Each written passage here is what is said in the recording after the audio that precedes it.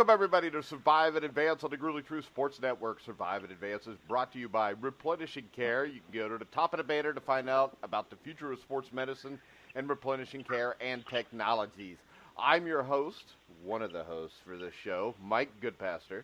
And like now, I would like to welcome in one of the other hosts of the show, Steve Risley. How you doing, Steve? See, Lucas, even puppy dogs can be trained. Yeah, but see, Lucas, how we finally got him to puppy do it dogs, right. a lot of times, you got to give them their own way so it'll stop eating shit out of the toilet.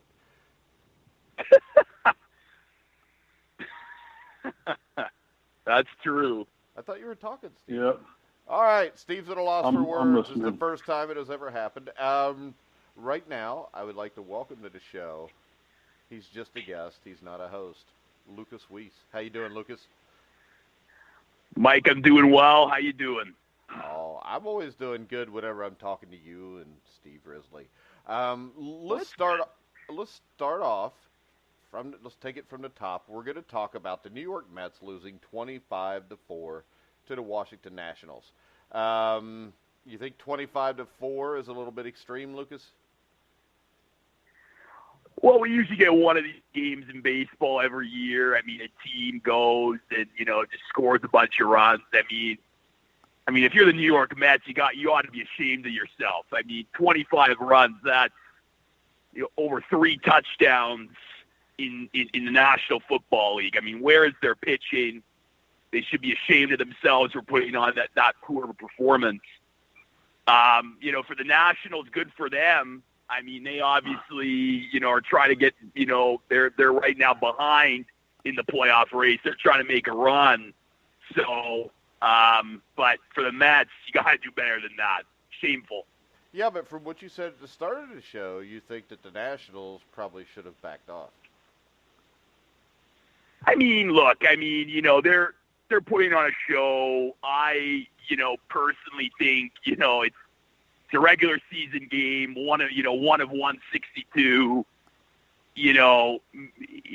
As long as they're, I didn't see the highlights. I mean, sometimes you just gotta, maybe 25 runs is a lot. I think 10, 15 is enough, and then still play hard, but you're going to win the game. You got to win a game tomorrow. It's not like this game is worth 5 wins or something. So, I mean. All right. I've heard enough. Here's the deal. Did you watch the highlight films? The Mets looked like the freaking Keystone Cops. I think I think at one point all 5 infielders fell down over a ball at the same time. Okay? They looked like they didn't belong in the A-League franchise of the Mets organization. All right? Now, these are highly paid professionals, most all of them making 7-figure incomes. They get out there, and if they want to let themselves get embarrassed that badly, and I didn't actually see everybody from the Nationals sitting there swinging at the fences. They were trying to play baseball, hitting base hits, scoring runs off of plays they made every day to win games. But this is as much on the Mets as it is on the Nationals. For sure. And what do you expect? This is professional baseball. You get embarrassed like that. What now are we going to go bring out a cooler and give them all a popsicle treat afterwards and say, oh, don't worry, you get an award for participating? The hell with that. This is baseball. You get drummed like that, you know what? That crap usually comes back to haunt the Nationals if they play the Mets again, because the Mets are going to remember that, and maybe they'll rise to the occasion. But it doesn't look like they would after last night's performance by the Mets. I'm not going to blame the Nationals on this. Like I said, it wasn't like they put their batting coach in to pitch to them and throw up lob balls so they could blast them over the fence. The Mets were just at the ball club last night. And I don't think they were trying to score 25 runs. I think the Mets gave them 25 runs. Lucas? So the hell with it. Baseball. Get over it and move on to the next Lucas, 162 be a man, games. grow a pair. This isn't in hockey. No, hitting people when it's 5-0. Mike, come on. That is not what I said. I started off the show agreeing with Steve that the Mets were the main issue here. And, for the Nationals, good for them. They put up 25 runs. They still got a big uphill climb to battle to get into the postseason. It's the Mets that should be ashamed of themselves. Yeah, more so than the Nationals should be chastised for dumping them 25-4. Here's my analogy. When I grew up in the 60s and 70s, I was a big Batman and Robin fan, the original one with Burt Ward and Adam West. And it used to drive me crazy when the Joker would tie him up and put a bomb on him with a 30-minute fuse on it. Why didn't you just pull out a gun and shoot Batman and Robin? Because then the show would be over, Steve, and you would have been in Exactly. So, as is right now, the Nationals just ended the show. They didn't sit there and let the inept Mets hang on for the game and say, oh, well, we're going to quit trying to hit. We're just going to bunt, or we're going to strike out, or we're going to try to get walked. No, they said, we're going to bury your ass. That's sports in its purest form. Okay? And I don't – if there's dirty pool going on and people are cheating and doing that, then that's a different case. But if it's just good, hard baseball and you're getting your ass kicked, so be it. You should have prepared better for the game. Yeah, plus I think there's a lot to be said for totally demoralizing and humiliating somebody, too, if you get a chance. In the professional world, when the money's involved like it is, you know what? You take your enemies out. You just end them. It demoralizes them. Now the Mets are going to come back, and they're going to be thinking about this, and they're going to be – they've just written the Mets off for the rest of the year if they have to play them again. And I'm sure they will play them again. So I don't see anything wrong with it. It's just the way it is. And I don't want anybody blaming the Nationals for this, because if you go watch the highlight films, it's deplorable that the Mets would even put that team on the field that night. It'd have been better just to call in a 9-0 forfeit. Well, do you think, Lucas, maybe there should be like a 10-run rule in Major League Baseball after 7 innings? Yeah, then they get their treats quicker. Yeah. No, Get a Pizza Hut and get a pizza. Exactly. Yeah, well, exactly. I mean, in Toronto, now this is basketball, when the Raptors win and score 100 points, everyone gets free pizza. It's a great incentive for the fans. I think they should do it in baseball if they score. So Lucas, what you're saying is that nobody got a free pizza during the NBA playoffs in Toronto. Wow. That was pretty good. Yeah, that was for good. Steve. That was an epic burn. That was an epic burn. You got it. So nobody got a free pizza during the playoffs in Toronto. Yeah, and especially not Cleveland series, and I'm still recovering from it, Steve.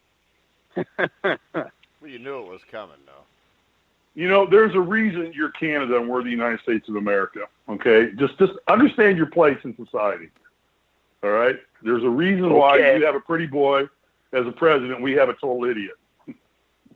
It's a prime minister, and yes, my prime minister's an idiot as well. So. No. He's a pretty boy. He's got a good name. But we have a bigger idiot. But he's not a pretty boy. But shit, our unemployment's up. We got that going for us. I thought our unemployment was down. Down. Okay. Our employment is up. All right. Well, that's enough of that. So anyway, one of our two main topics today, no big deal. Later on in the show, we'll talk about the NBA's MGM Casino deal and what could be some of the problems with that. But first off, we're going to talk about Hall of Fames. And the thing that really bothers me about Hall of Fames is the fame part, I think, is really stressed here. I think the Hall of Fame, no matter what sport it should be for the greatest players that ever played the game. When you look at the Major League Baseball Hall of Fame inductions this last week, and not to pick on this guy, but Lucas, is Jack Morris a Hall of Famer? Look, I think, Chipper Jones, I think, is a Hall of Famer, 100%. Wait a second. I never said a word about Chipper Jones. You're not paying attention to what we're talking about. Is Jack Morris a Hall of Famer? Jack Morris is a Hall of Famer. You're crazy. 100%. You're an absolute moron if you believe that. No offense. I mean no offense by that. But let me tell you this right now. His record was 254 and 186. He had a career RA of almost 4, Lucas. How is that one of the greatest pitchers to ever play the game? He also won Game 7 of the World Series. Oh, my God, that's awesome. So, Johnny Way to go. Padres, wait a second. Johnny Padres should be in the Hall of Fame then, right? Because in Game 7 of 1955, he won. Wait. Yeah. I thought we were just going to talk about just the Hall of Fame in general here. I mean, this is the Hall of Fame. No, we are. Right now, this is my example. We're talking about it. This is my question. I don't know Steve's answer. I'm asking you.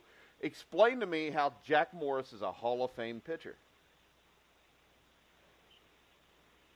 World Series, strikeouts. His whip in the was World good. Series? Wins. I mean, he was big in the big moments, Mike. He was. And, individual accomplishment, individual accomplishment, that gets you in the Hall of Fame. Wait a second. Mike, does he have a Cy Young? Does he have a Cy Young award? He has no Cy Young awards. He doesn't even have a Cy Young award? He's in the Hall of Fame? This is kidding a me? big myth right here. Jack Morris in the playoffs had a 7-4 record with an ERA of 3.80. In the 92 World Series, he was 0-2. In the 92 ALCS, he was 0-1. He pitched great in 91. He won the MVP. He pitched great through the entire 91 season. But if you look at him in 1987, one-game playoff, he gets shelled and beat by the Minnesota Twins. 1984, he pitched well, but that's not a Hall of Famer. I mean, Bernie Carbo hit a huge home run in Game 6 of the 1975 World Series. It didn't put him in the Hall of Fame. The only thing you can equate this to is Joe Namath in Super Bowl III. But the thing about Joe Namath in Super Bowl III, it wasn't just that he won that game. It's what winning that game meant to the NFL overall. I don't see this. When I look at Jack Morris, I mean, come on. His record is good, but he's not one of the greatest pitchers to ever play the game. So when you look at this, Jack Morris, okay. would you put Jack Morris with Bob Gibson? Would you put him? No. And those are all-time greats. My point is this. You can be right on this if you think the Hall of Fame should be for guys that are just really good and that maybe had a great moment in a game. I think that Hall of Famers should be the greatest players to ever play the game, and I will bet you this. If I gave you a list 1 through 20 and told you to name me the top 20 pitchers in baseball history, Jack Morris wouldn't even cross your mind. Well, personally, look, I think the Hall of Fame, I mean, in any sport, there's only, to me, 4 Mount Rushmore type players, 4 or 5. And to me, those are the players that will, Okay, I so really you've do. only got, I so think, who would be your 4 or 5 Mount Rushmore players? So for baseball, I would say Babe Ruth, Hank Aaron, Nolan Ryan, Bob Gibson. That's 4. And then maybe Willie Mays. Really? So 4 or 5. You wouldn't count like Ty Cobb, Rogers Hornsby. You're going to count Nolan Ryan as a Mount Rushmore player. Easy there, sport. Nolan Ryan. Don't give me that. Nolan Ryan set pitching records. Nolan Ryan has set pitching records that'll never be touched again in baseball. Okay. His records may be the most unbreakable records in all sports ever of all time. They're not. They are. Nobody's ever going to. The most unbreakable nobody's record ever going is to throw. Cy Young winning 511 games, but you're going to put Nolan Ryan Back in in the time front was of him. different. Right. And that's the other one. I agree with you there. Cy Young and Nolan Ryan may be the 2 players whose records will stand for eternity. But simply because they're that just is not because touchable. Nolan Ryan's because he played so long. And I love Nolan Ryan. Nolan Ryan was a great derivative pitcher. of going. Oh, you're not getting my point. Here's here. what. My point is this. No, I get you. Nolan Can Ryan. I talk now, Lucas? Let me say. Oh, okay. Hang on. Well, I'll just Lucas, shut up then. You can go ahead and talk. No, go ahead. Finish your Nolan Ryan story. Don't bash Nolan Ryan. Well, my favorite Nolan player Ryan thing is this. of I don't all know time. how I'm bashing him when I'm saying there's no way he would be one of the 4 or 5. He belongs in the Hall of Fame. Live. Nolan Ryan belongs in the Hall of Okay, Fame. Nolan Ryan belongs in the Hall of Fame because of no hitters. Was not a great postseason pitcher. His record was 324 and 292. Well, playing for the Mets obviously will do that to you. He didn't play for the Mets very long, and he played. Listen, this is the thing, Steve. He played for the Mets from 1968 to 1971. He had a losing record in 3 of those 4 years. And I don't know if you've ever heard of the 1969 Mets, but that's the only time he won the a amazing World Mets. Series. I know. The amazing Mets. Yeah, and let's face it, with Houston, he played on some really good teams. He was basically a 500 pitcher that when he was on was unhittable. I think he's a Hall of Famer, but to put Nolan Ryan as one of your 4 or 5 guys, how are you not going to have Johnny Bench on there? Johnny Bench is heads and shoulders the greatest catcher that ever played the game. Yeah, okay. There's not no 4 or 5 even players argument that with belong in the Hall of Fame. There's more than that. The The argument 4 or argument 5 in baseball. Right, exactly. The problem is this. Here's the problem. And defend you a little bit, Lucas. To my eyes, here's the problem. The problem is not Jack Morris. All right, Jack Morris is in the Hall of Fame because the way the standards are set to get in the Hall of Fame, he qualified for that criteria.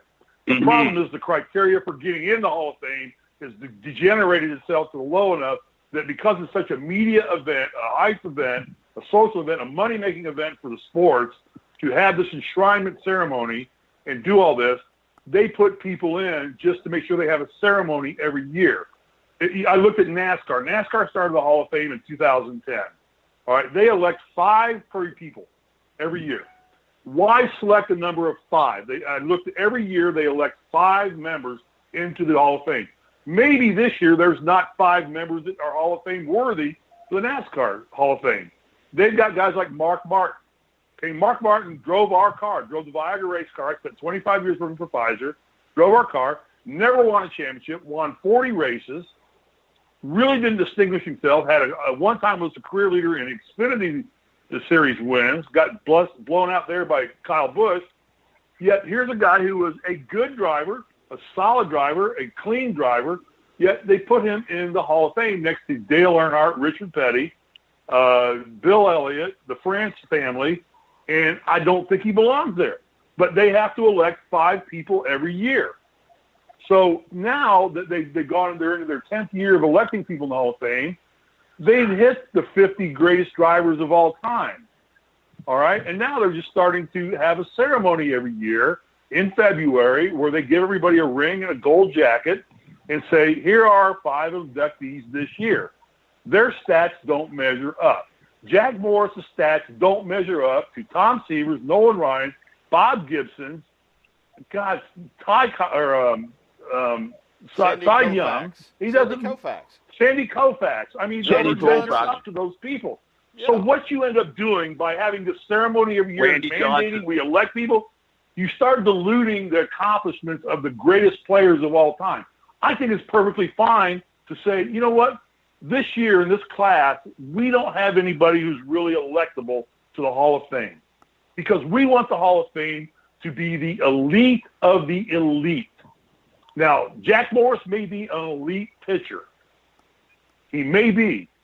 And his accomplishment in winning a Game 7, if I put every player that won a Game 7 or a championship shot, hit a championship jump shot at the buzzer, God darn, the Hall of Fame would be overrun with people.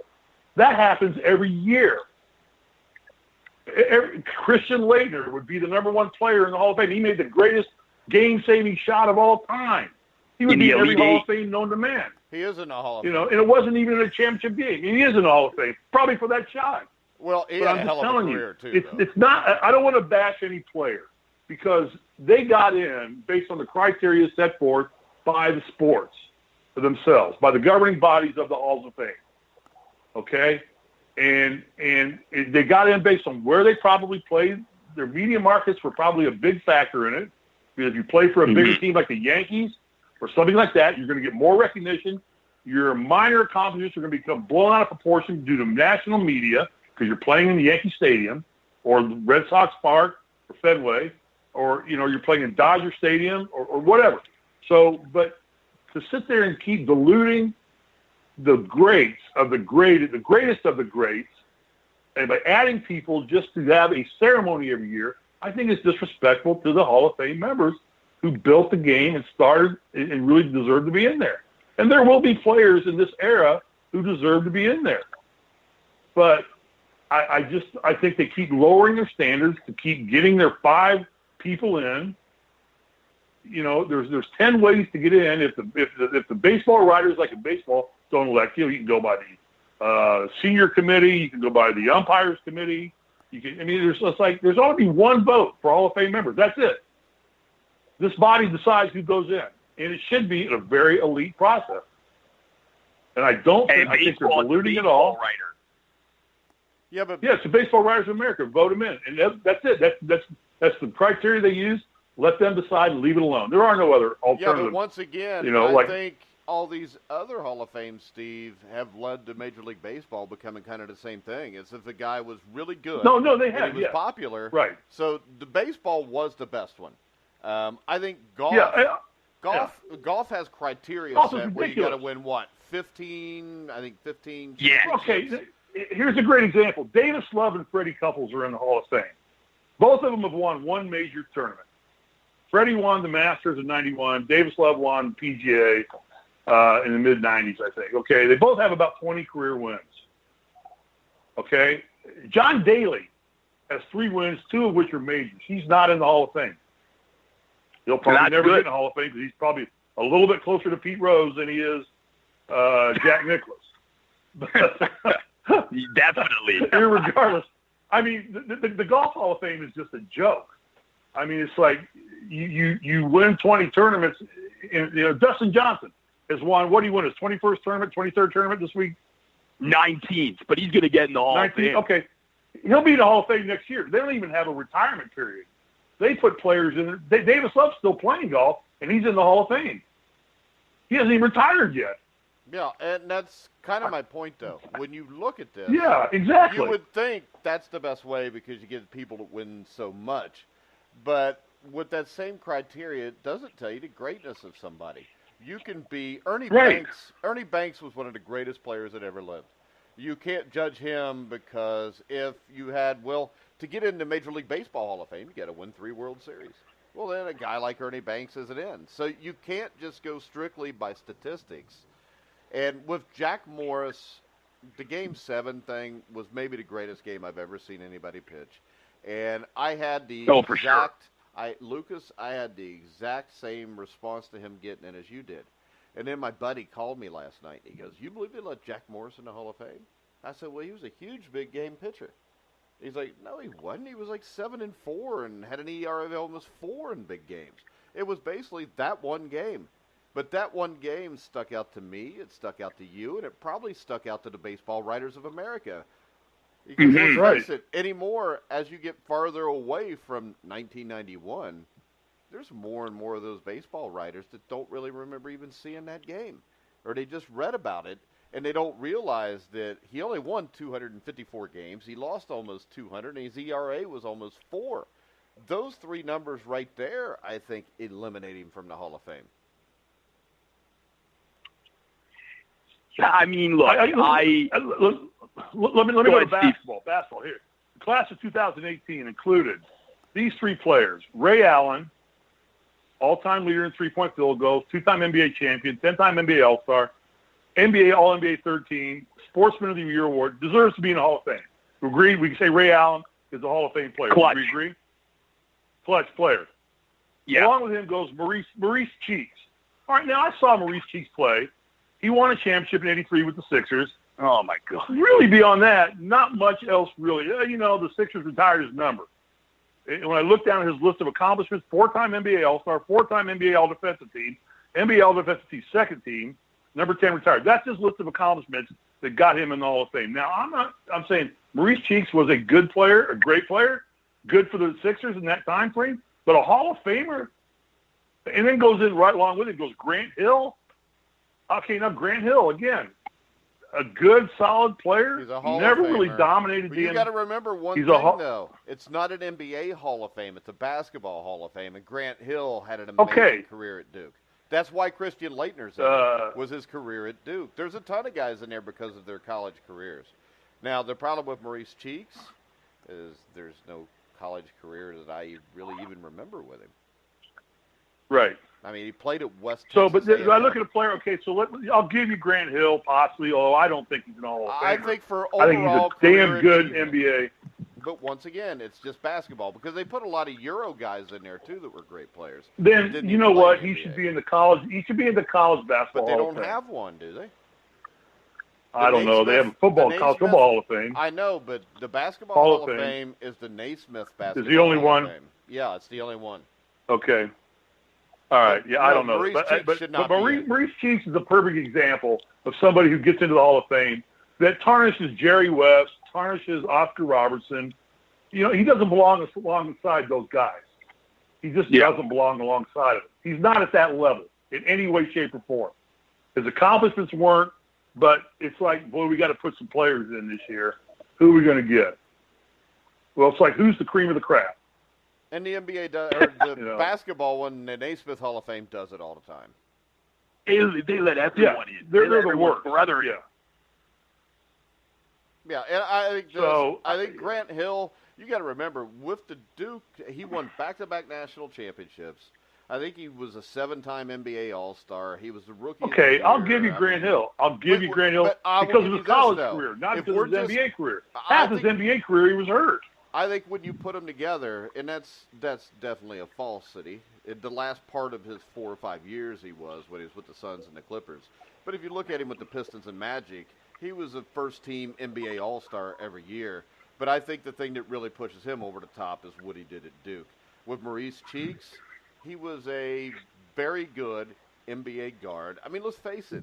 All-NBA first team 1 year, 1997. It's the only year he was All-NBA 1 year. Very good guard, but the most important guard on that team that won it all and played in the early 80s was Andrew Toney. Andrew Toney's the guy against the Celtics that played his ass off and tore things up. Andrew Toney is one of the most underrated players ever. And no, I don't think Andrew Toney is a Hall of Famer. I just think he gets forgotten. No. And he was I'd take him over Maurice Cheeks if I had to win a game. Yeah, and you know, and I'll say this. I don't want to bash the players because I'm in a Hall of Fame with names like Oscar Robertson and Larry Bird, Bob Knight, you know, people that my name certainly is not anywhere near at the level of theirs. And that's a Indiana High School Basketball Hall of Fame, which is probably the most elite high school Hall of Fame to be in this country. I would say, you know, Alford, the greats Benson, the greats that have been played ball in that state. Yeah, I don't know that I deserve to be there among McGinnis. You know, I deserve Jimmy Rail, Bobby Plump. I mean, my name's right alongside those. And I'm thinking, I don't know that I'm worthy enough to have my picture because I accomplished a lot in high school, but not at the level of what these guys did. I never won a state championship. Yeah, you know, if you would have beat Aurora, you probably would have deserved it. Yeah, so I don't want to bash the players because it is an honor to be in the Hall of Fame. I'm bashing the process of putting players in the Hall of Fame. I'll tell you what. I'll tell you this. I had to campaign to get in the Hall of Fame. I mean, it was a 2-year campaign. It wasn't like they just called me and said, "Oh, we're voting you in this year." It was a process to do it. And, you know, I had people working on it and helping me do it and writing letters and building statistics and researching data. It's a process to do it. And I don't think it should be that. Yeah, I think point is, there if you were good enough, you shouldn't, I mean. You should just get a call. You should just think about it. Yeah. It shouldn't even be a second thought. Yeah. It should not be a second thought. But see, exactly. The problem it's not with that way. right and now I'm a living proof of that. The problem with that now is this, though, Steve. A lot of guys, especially if they played in the 50s and 60s or 70s, get forgotten if you do it that way because a lot of these guys that are doing the voting never even saw these guys play. Right. I agree. And I'll tell you what prompted me to go after the Hall of Fame was a player that I played with, and I'm not going to name names, of absolute lesser quality than I had a career of lesser quality than mine in college and high school, got into the Hall of Fame. And it just pissed me off so much that he was there. So, you know what, I'm just going to campaign for it. And we went out, and it happened. I mean, and it's like you're there, but it's like you had to fight like hell to get there. And it was just to prove a point that it was ridiculous the way the whole process worked. And so it's not the players. It's not the athletes that are elected into there. It's the process by which they use to get people in there. And like when NASCAR, I see NASCAR every year, fills 5 spots. Well, you know what? Maybe just this year there aren't 5 worthy people to be in the Hall of Fame. So let's just elect one. Let's enshrine him if there is one. You know, we got a player like in NASCAR. We got a driver like Davey Allison. Davey Allison, from a legendary family of auto racing, the Allison family, the Alabama gang, won 19 races. Career cut short by a tragic helicopter accident. Very promising driver, but really there probably are 50 active drivers or 30 or 40 active drivers out there who have at least accomplished what he's accomplished and or more. And unfortunately, his was cut short. He probably would have gotten to that level, but he didn't. But yet he's in the Hall of Fame. And how is he in there? Is he in there on the Allison name? Is he in there on what is his criteria for getting into the Hall of Fame? Because his accomplishments aren't there to match a Petty or a Earnhardt or a Bill Elliott or a Darrell Waltrip. They're not there to match those. So what was the criteria? Was it a sentimental pick? Was it we need to find 5 guys this year, and Davey was always a fan favorite pick? What was the criteria? I think it just be totally based on your accomplishments in the sport. No matter what city you play in, no matter what your stats are, what your records were, your longevity of playing, your longevity of being a dominant part of the game. And then you go in, and you know what? If baseball doesn't have that player this year, we don't do it. We don't elect somebody into the Hall of Fame. But I just think that it should be the all-time greats. And really, Lucas, I think I agree. You could come up with 50 guys that were legendary baseball players. Yeah, I mean, I think, maybe the Hall of Fame should just be those 50 guys, Lucas. Right. Well, it should be. Yeah, I mean, I think, again, I mean, you don't want to, set the bar too high, because I think, sure you do. Again, like it's the Hall of Fame. There's not, okay. You want the bar to be the highest bar. That there's a difference between Magic Johnson and Tim Duncan. I mean, they're just different guys. They're different players and whatnot. Yeah, they were still great players. All-time great but players. one is like a both superstar. all-time greats. They're both, they can be different players. They're just different. I mean, Chamberlain and Russell, and Jabbar were all different players, but they're all 3 all-time greats. They all 3 belong in the Hall of Fame.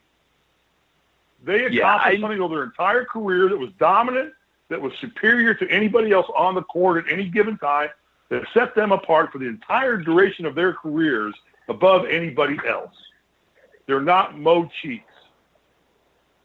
They weren't a good guard playing a couple years on a team led by Julius Erving that won a ring and was a starting point guard on that team and has no business being in the Hall of Fame, alongside of the other great guards that have played that game. Yeah, Maurice Cheeks does not belong next to Julius Erving and Moses Malone. No way. That's what we're saying, no. Julius Erving and Moses Malone were all-time greats. And when we bring up those 3 names together, as soon as we say Maurice Cheeks after those 2, your first thought is no way. Yeah. That's what we're talking about. When you give this, like when I'm looking at baseball pitchers, and I go Walter Johnson, Cy Young, Sandy Koufax, Bob Gibson, Jack Morris, who are you saying no way to? Jack Morris. Right. I mean, I wouldn't say no way, but I would also say, he still led his strike. He was still a 5-time All-Star, 4-time World Series champion. He led the AL in strikeouts. He was a 4-time World Series champion? He was. He won with the Toronto Blue Jays. Oh, nobody counts that. That's the year Canada won. Well, I count it. Anyway, I got to get off the air, guys. Well, I got somewhere to be. You better run. This proves that he was wrong today. So maybe we'll have him back in future shows to try to prove himself correct. No, I'm a big proponent of, honoring the best. Yeah. But, see, me and Steve are big proponents of honoring the all-time greatest. Shouldn't be the best in the Hall of Fame. It should be the elite of the elite, the greatest. But, and if there's only 50 players that belong in the Hall of Fame, that's all it should be in the Hall of Fame, not 500 players, because we've got to elect 5 every year. All right, Lucas, we will let you go so you can go ahead and get to your parole hearing. I hope everything goes all right for you. We will talk to you either later this week or early next week. All right, great to be on the show again, guys. Have a good one. All right, thanks, Lucas. Bye, Lucas. Cheers. All right, guys, real quick. I wasn't kidding about the parole hearing either. They laughed. I didn't. I'm completely serious. But all right, guys. It just tells you got to watch who your friends are. Ever since he started hanging out with me and Steve, his life has spun. There you go. Very fast. All right, real quick, we're going to check a message from PEMF, and we will be back to talk about the NBA and their MGM Resorts deal. We'll be back right after this. Replenishing Technologies helps athletes of all levels train, recover, and perform at their absolute best. We do this by offering the PEMF 120, the world's leading pulsed electromagnetic field therapy device. Workouts, injury, and stress cause cells to lose their natural power. PEMF works like a battery charger, helping cells regain the power needed to dump toxins, take in oxygen and nutrients, and repair. 95% of athletes report less pain, increased range of motion, more energy, and they simply feel better after using PEMF 120. If you'd like to count yourself among that group, contact us at www.replenishingtechnologiesinc.com. All right, guys, we're back here on the Survive and Advance on the Grueling True Sports Network. I'm Mike Goodpaster with Steve Risley, and our topic now is the NBA announced on Tuesday that MGM Resorts International would be the league's official gambling partner, the first partnership of its kind with a major league sports league in the United States. What do you think, Steve? Well, I think it's just the sign of the times. It's coming. It's a profit center for the states involved. It's a profit center for the NBA. It's a profit center for MGM. I don't think it's good for the sport itself because it just lends itself and opens doors to cheating, for fixing, for a lot of the issues why we've always tried to keep gambling out of sports. But I think with the ratification of the Supreme Court that states can make their own decision on gaming laws and gaming rules, that and Mississippi being the latest state to come into the fold now just recently and allowing gaming going on, I think it's something that Adam Silver jumped on and said, you know what, let's get ahead of this curve. Let's control how we enter it and what we do it. They partnered with MGM Grand. And basically, you know, we'll talk about the process of what's involved here, but I think it's just inevitable that it was going to happen. I think Adam Silver was the first to see that, and I think anybody else that keeps lagging behind is going to end up being behind the curve of what the NBA is going to do. Well, the thing that's interesting to me about this, it's only a $25 million deal, which sounds like a lot to me and you, but when you get the NBA brought in $7.4 billion, not a big deal. But this is not an exclusive contract, so they could go around with every casino and make this deal. The things that bother me with this is just the perception of the gambling, and you're going to have the NBA supplying these reports on MGM players and everything else to the MGM and whoever else they do this with.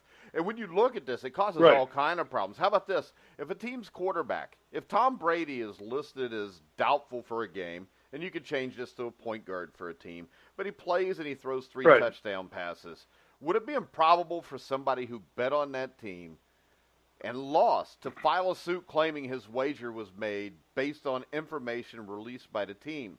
So what I'm saying is here, they control the narrative on the injuries also. And if you go to the comment section on anything during the NBA playoffs or the NBA finals over the last few years, you read all kind of accusations from readers believing the finals are fixed to have Golden State play Cleveland. The NBA was pelted with suspicion in 2016. Yeah, I think it was 2016 when Draymond Green was suspended for Game 5 when it was 3-1 playing in Golden State, enabling Cleveland to come back from a 3-1 deficit to win. The theorists, their reasoning was that the NBA and TV network rights holder ABC needed the series to go 7 games. Now you're going to throw this on even more. So I think if the Supreme Court wants to legalize sports gambling, which I think it should be legal, that's on the judges. But no way should the leagues get a share of this. The essence of sports is that the viewers should believe what they are watching is for real. And right now, there's already that perception that maybe it's not. And when the leagues and subsequently the teams get money from gambling, I think that gets lost. I agree. I agree entirely. I mean, not even looking at it. I mean, there's so many implications here. I mean, I think to make this effective, the NBA should start rotating referees. No more than 10 years of referees. No more than 5 years as a referee in the NBA. Or some point in time where, because now you're going to have referees who are going to be involved in this, who control the game as much as anybody. What's their involvement? We've heard of referees calling games ways before. There's been referees who admitted they've done it. They've admitted doing it. So now all of a sudden they come into fold. So now you have your veteran referees who know the players, know things are going on. How are you going to control them? I mean, it's all human nature. I question this. They talk about they're going to have to supply injury reports to the MGM grant. Does that not violate HIPAA rules? I mean, HIPAA rules state that medical information cannot be transferred. It's all private. All of a sudden now we're taking Tom Brady's medical records. Well, they already do that because the NFL makes it mandatory for NFL teams to release their data. And let's face it, that's because of sports gambling. It's not because the NFL wants you to know who's playing and who's not playing. They don't even have a deal, at least over the table, with any sports book places, but they still release it. And the problem is this. The New England Patriots will still lie about it. They will say somebody's hurt that's not. They will say somebody that's not hurt is hurt. I mean, they will stretch it. They've gotten in trouble before manipulating the system. That's going to happen here, and this is just going to piss a lot more people off. I just don't know why we can't separate the two. When you look at it, I mean, baseball was almost destroyed by the 1919 World Series.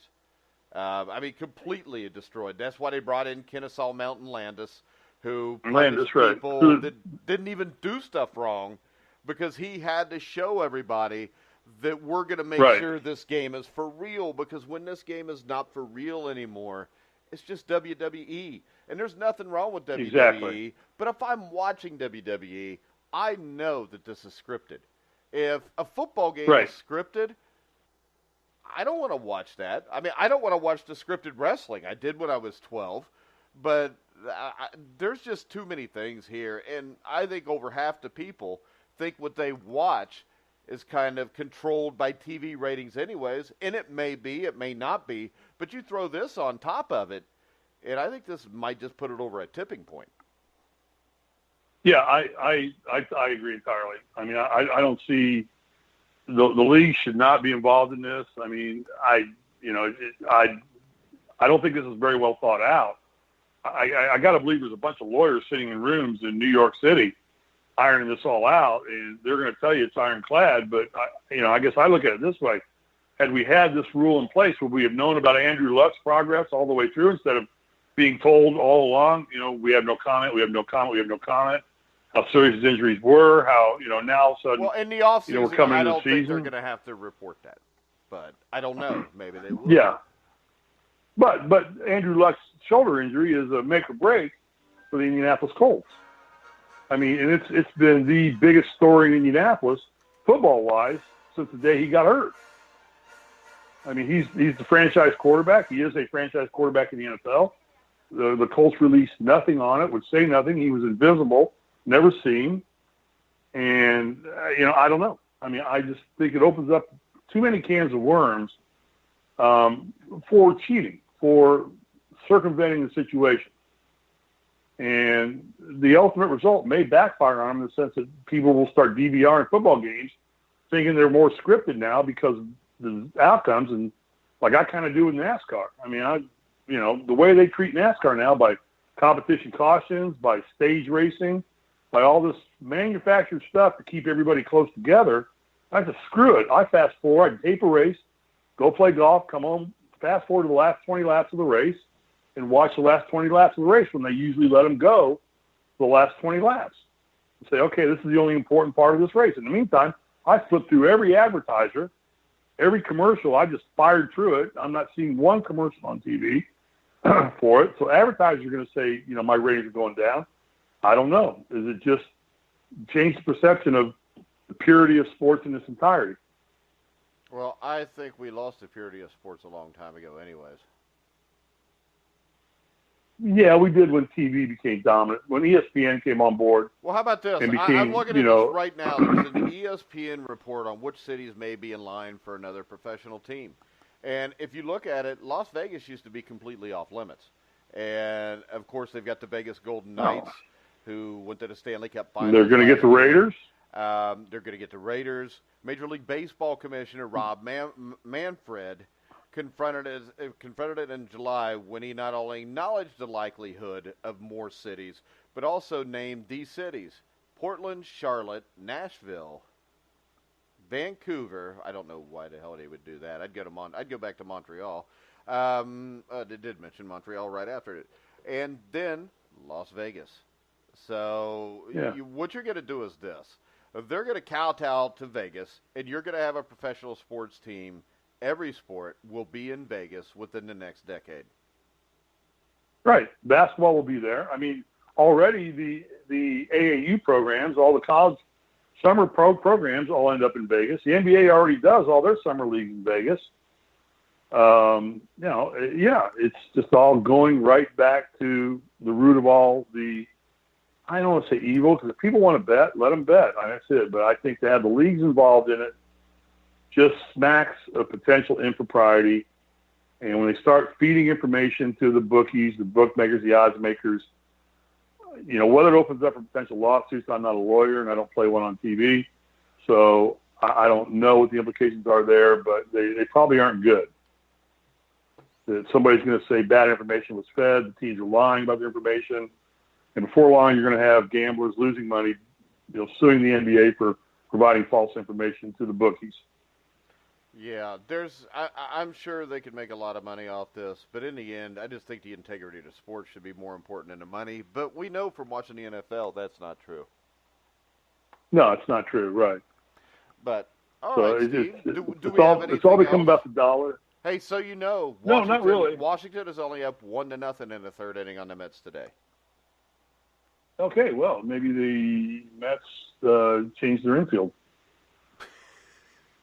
Maybe their pitcher's just not letting them hit the ball as much. But there's not much. Maybe so. When does Hard Knocks start? Is that tonight or tomorrow night or last night? No, I DVR it, so I didn't see it pop up. So, but it starts. I think it starts like maybe Sunday night, August 4th. There's no way. It has to happen tonight or last night because they started camp last week.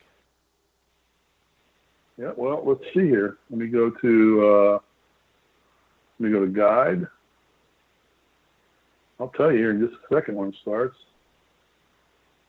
Menu. Or is it next week? It might be next Tuesday because that way you got a whole weekend. So it might be next Tuesday. It's got to be either last night or next Tuesday. Hang on. H. B. I'll tell you right here. H-A-R. Steve, get that Indian education. Spelled HBO without a problem. Everybody heard it. It only took 15 seconds to get all three letters out. Who's it with? Is it with the Rams this year? No, it's the Cleveland Browns. Cleveland Browns, that's what I thought. Well, this is all trailer one. Oh, this is 16.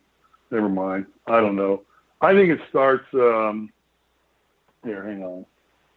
Keep talking. I didn't have anything else to say. But think of something. We'll talk about it when it happens, though. Because, when it happens. Hard Knocks website official series. 8-5. No, that's not it. 8-7? HBO subscription. New season of Hard Knocks. Well, whenever it comes on, you got to watch it because it's my favorite show, and I want to talk about it the next day. All right. We will be back tomorrow on Survive in Advance at noon Eastern. What was that, Steve? With the knowledge of when Hard Knocks starts, I think it's next. I think it's this week.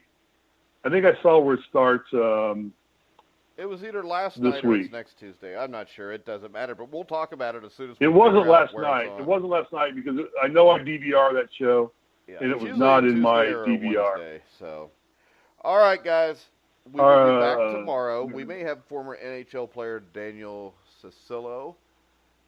Is that how you say his last name? I think it is. But so check back there. Either way, we'll have something fun and interesting to talk about. And maybe tomorrow Steve will spell Showtime, which he's going to have to practice all night for. I went to Indiana State, so I can spell Showtime. Barely, but I can. You can hear all of the Survive in Advance shows on thegruelingtruth.net. If you want to follow us on Twitter, you can go to Survive the Magic. Also at Grueling Truth to follow Survive in Advance and all of our other shows. A little later today, 3 o'clock Eastern, a little over 2 hours, myself and former Cincinnati Bengal linebacker Joe Kelly, number 58, started in Super Bowl 23 when bad things happened to the Bengals at the end of that game. But we'll be on to preview the Cincinnati Bengals preseason. So make sure you come back to thegruelingtruth.net at 3 o'clock for that. Tonight, you will be able to hear Inside Boxing Weekly, which will go up on the website at 10 o'clock. Hard Knocks premieres August 7th at 10 p.m.